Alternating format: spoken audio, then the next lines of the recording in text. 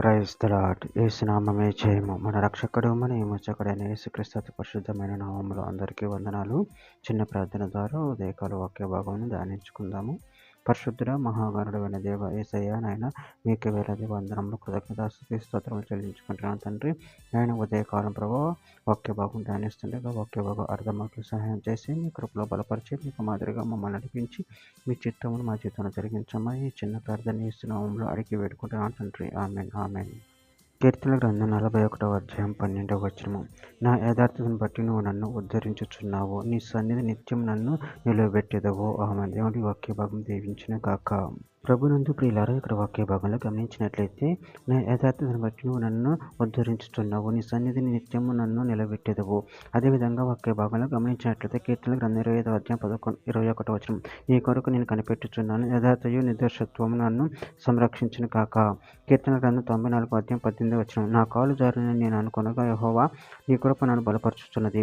కీర్తన గ్రంథం 16వ అధ్యాయం 11వ వచనం. జీవ మార్గం నాకు తెలియజేసదు, నీ సన్నిధిని సంపూర్ణ సంతోషం కలదు, ఈ కుడి చేతులు నిత్యము సుఖములు కలుగు. కీర్తన గ్రంథం 17వ అధ్యాయం 15వ వచనం. నేనైతే నీతి కలవాడని నీ ముఖ దర్శనం చేసేదను, నేను మేలుకొనున్నప్పుడు నీ స్వరూప దర్శనంతో నా ఆశను తీర్చుకొందును.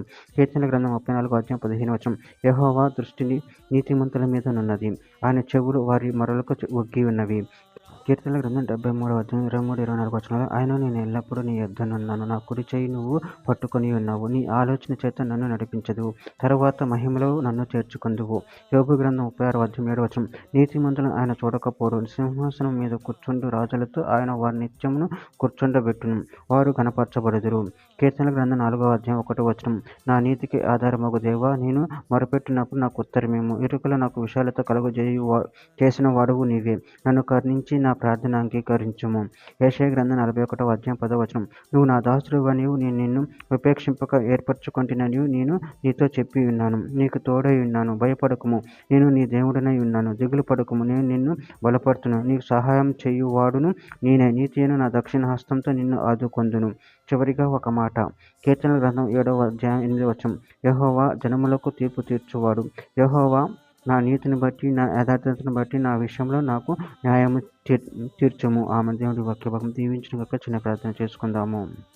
పరిశుద్ధుడ మహాగణుడైన దేవ యేసయ్య, ఆయన మీరు ఇచ్చిన వాక్యదానాన్ని బట్టి ప్రభు మీకు కృతజ్ఞతలు చెల్లించుకుంటున్నాను తండ్రి. మా యథార్థను బట్టి ప్రభు మమ్మల్ని ఉద్ధరించే దేవుడే ఉన్నారు తండ్రి. ఆయన నీ సన్నిధిలో మమ్మల్ని నిలబెట్టుకొని నిన్ను మహిమపరచుకునే శక్తిని బలాన్ని మాకు అనుగ్రహించి మీ ప్రేమ కృపలో మమ్మల్ని బలపరిచి స్థిరపరచమని చిన్న ప్రార్థన ఈ నామములో అడిగి వేడుకుంటున్నాను తండ్రి. Amen amen.